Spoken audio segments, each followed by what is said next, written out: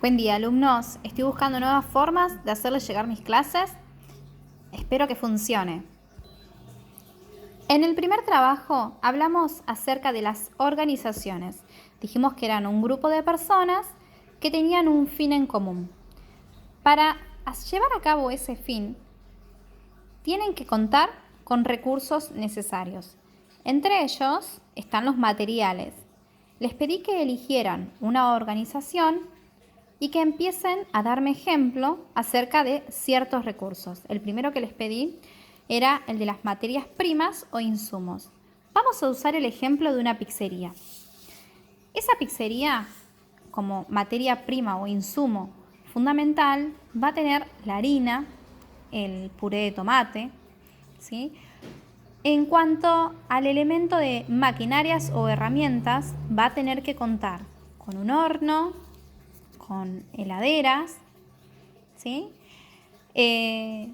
Luego, cuando hablamos de inmuebles, instalaciones o rodados, hacemos referencia a los locales. No conseguí una imagen de una pizzería, pero podríamos hablar de el local de McDonald's, un local comercial o una fábrica, por ejemplo la de Coca-Cola.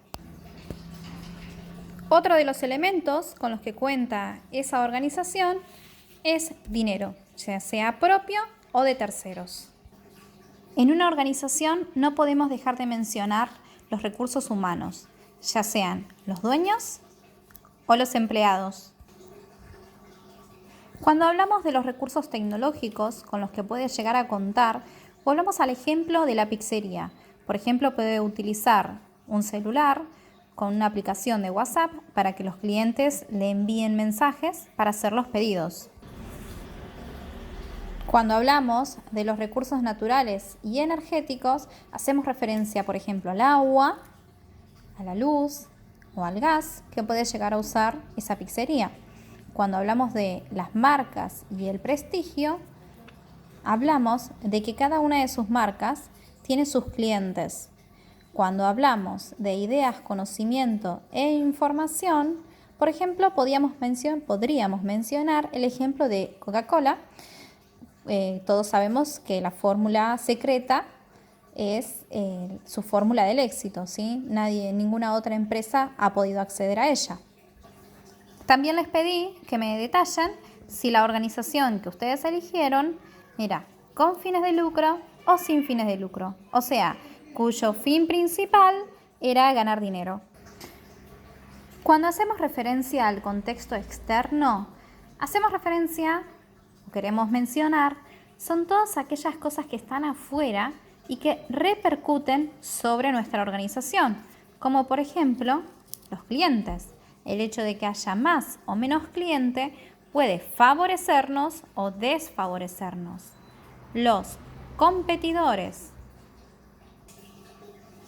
o competencia son aquellas empresas que pueden llegar a ofrecer los mismos productos o similares. También hablamos de los proveedores, quienes nos traen la mercadería, ya que si ellos aumentan o disminuyen sus precios, también repercutirá sobre nuestra organización.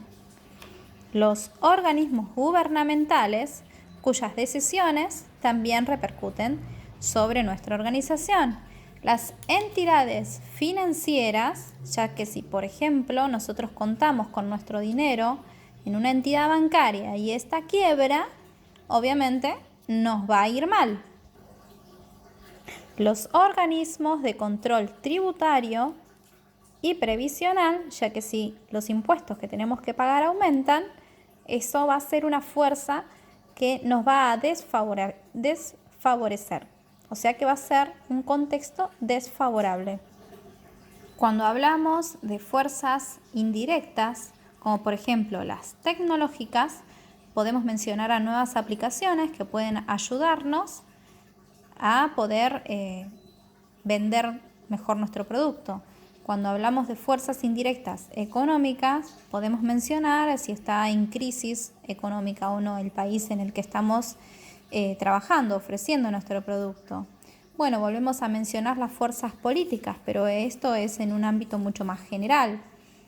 Las fuerzas legales, las leyes y regulaciones que condicionan nuestra actividad, las culturales, sociales, internacionales. ¿Sí?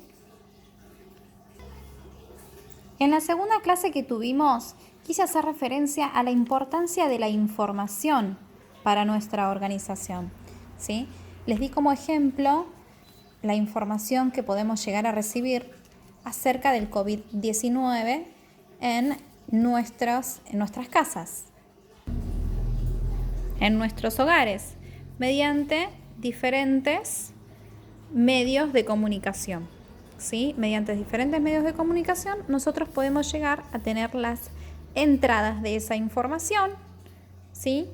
Pero el proceso de análisis de esa información es recabar todos aquellos datos que ingresan, debatirlos, procesarlos, o sea, tomar una decisión acerca de esa información que ingresó para luego resolver los pasos a seguir. O sea que dependiendo de la calidad de esa información que ingresa, nosotros vamos a poder procesarla de cierta forma para poder tener una definición, poder tener unas decisiones que favorezcan a nuestra organización. En el tercer trabajo hablamos del ciclo operativo de las empresas. Esto es muy importante que ustedes puedan llegar a reconocer porque vamos a utilizar estas acciones cada vez que vamos a hacer algún asiento. ¿Sí? Es muy importante registrar las compras, los pagos, las ventas y los cobros. Los asientos son los temas que vamos a comenzar a ver luego de documentos comerciales. En el último trabajo también les pedí que identifiquen los subsistemas que pueden llegar a componer una organización, una empresa, ¿sí? Como por ejemplo, en el subsistema de ventas yo les pedí que me den un ejemplo de cuáles son las acciones que se puedan llegar a dar en el subsistema de producción, por ejemplo, la fabricación de los productos, en el subsistema de compras, ofrecer esos productos a la venta, en el subsistema contable, todo lo que es la incorporación de datos, de egresos, de ingresos, ¿sí? La elaboración de esos datos para poder llegar a tomar decisiones. En el subsistema de personal, el Departamento de Recursos Humanos, que se encargan de la incorporación de personal a la empresa. En el subsistema de finanzas, que puede llegar a pedir préstamos para poder llegar a llevar a cabo algún proyecto. Y bueno, nos quedó el ejemplo del subsistema de ventas, que se encargaría de la incorporación de nuevos clientes a nuestra cartera de ventas. Retomando con el concepto de la importancia de la información en nuestra organización, hablamos acerca del próximo tema, que serían documentos comerciales. Los documentos comerciales son todos aquellos comprobantes extendidos por escritos que dejan constancia de alguna operación que pueda llegar a tener la empresa, ¿sí? La información a la organización, al menos en lo que compete a la contabilidad, va a ingresar a partir de los documentos comerciales. Luego comenzaremos a hacer los asientos del libro diario y luego vamos a mayorizarlos, ¿sí? Vamos a usar diferentes hojas de contabilidad. Estas hojas de contabilidad se llaman libros. El libro diario es así, que si ustedes lo pueden hacer en sus carpetas, quedaría algo así. Esto es impreso, pero ustedes pueden hacer estas líneas, que son muy fáciles, en sus carpetas. Y este es el libro mayor, que luego comenzaremos a utilizar. Bueno, volviendo al tema, ya habíamos comentado que los documentos comerciales son comprobantes, ¿sí? Son comprobantes extendidos por escrito en los que se deja constancia las operaciones realizadas en la actividad comercial.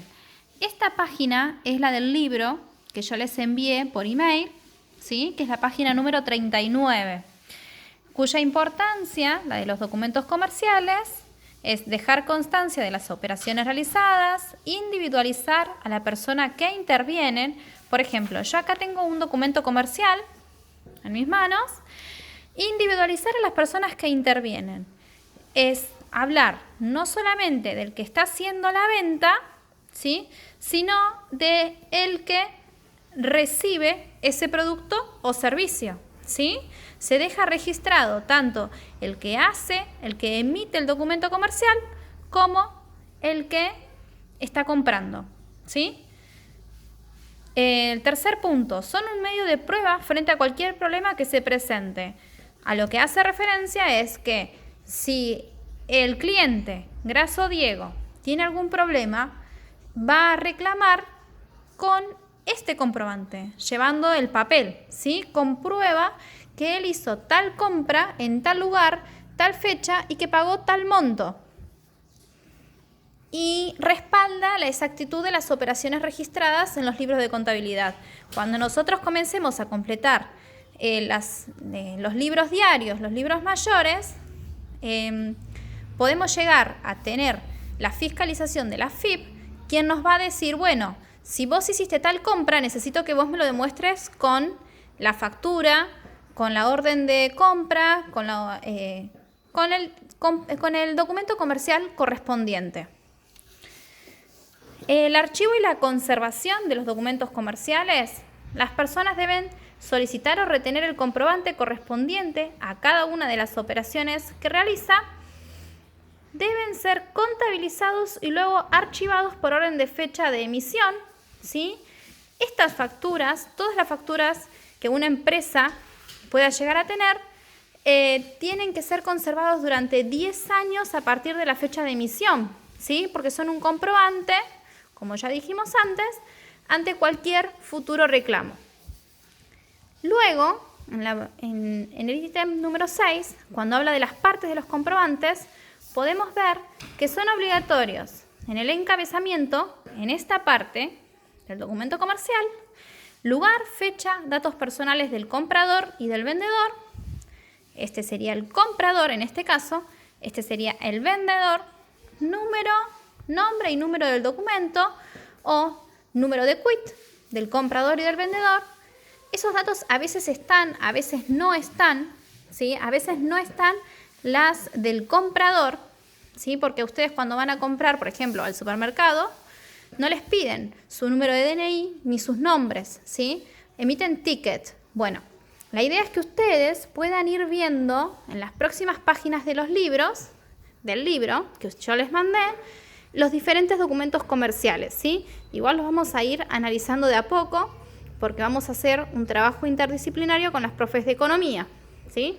Pero como para que vayan entrando al tema de documentos comerciales, estaría bueno, y es la tarea, que ustedes encuentren un documento comercial en sus domicilios y que los puedan ir analizando y comparando con los que están en el capítulo número 2, en la unidad número 2 del libro, ¿sí? Bueno, continuamos con las partes del comprobante. La condición frente al IVA. La condición frente al IVA es si es responsable monotributista, si es consumidor final, si es exento, ¿sí? Por lo general lo detalla. Condición frente al IVA, responsable monotributo. Condición frente al IVA del que está comprando es responsable inscripto, ¿sí? En cuanto al detalle, es la descripción literal y numérica de la operación. Es el cuerpo, ¿sí? Continuando con la página número 40, la parte C de los documentos comerciales es la delimitación de la responsabilidad, ¿sí? Donde deberían figurar las firmas o iniciales de las personas que intervienen, el nombre de la imprenta que imprimió y el número de quit. Bueno, esto, lo que yo les estaba mostrando recién, es una factura electrónica, ¿sí? Acá no interviene ninguna imprenta, pero sí tengo esta en la que sí interviene una imprenta, en donde acá abajo van a ver los datos de la imprenta, ¿sí? Ustedes tienen que reflexionar acerca de que las facturas son documentos comerciales muy importantes y no cualquiera puede hacer una factura, o no es que ustedes en su domicilio pueden encargarse y, no sé, en Word o con algún otro programa, confeccionar facturas y venderlas. No, porque tienen que tener un aval legal, tienen que tener un permiso de la FIP, ¿sí? Entonces, donde dice nombre de la imprenta que imprimió y número de quit, fecha de emisión y número de la habilitación municipal de la imprenta, ¿sí? Lo van a encontrar abajo de las facturas. Fecha de vencimiento y código de la autorización de la impresión para los formularios A y B. Bueno, acá está el CAI, ¿sí? Y la fecha de vencimiento de este talonario que fue impreso o realizado por la gráfica Tintas. Bueno, espero que el video les haya servido. Disculpen que haya sido tan largo, pero más o menos quería dar un recorrido por todo lo que vimos. Y bueno, ojalá que les haya servido. Escucho comentarios y nada, nos seguimos viendo. Y les escribo la tarea.